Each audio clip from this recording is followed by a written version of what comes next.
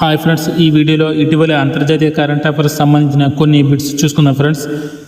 Bharat America నేతృత్వంలో ఏర్పాటైన ఈ అంతర్జాతీయ వ్యూహాత్మక కూటమిలో చేరింది.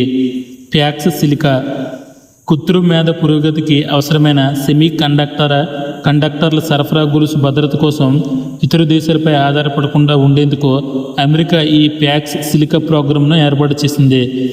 ఇందులో Australia, Greece, Israel, Japan, Qatar, దక్షిణ కొరియా, సింగపూర్, యుఏఈ, యూకే సభ్య దేశాలుగా ఉన్నాయి.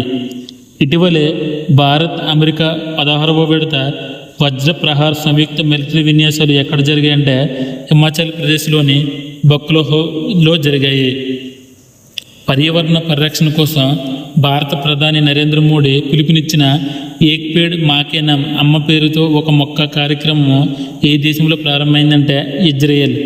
యూదుల పర్యావరణ దినోత్సవమైన తూ బిష్వాస్ పండుగను పురస్కరించుకుని ఈ మొక్కలను నాటే కార్యక్రమం చేపట్టారు.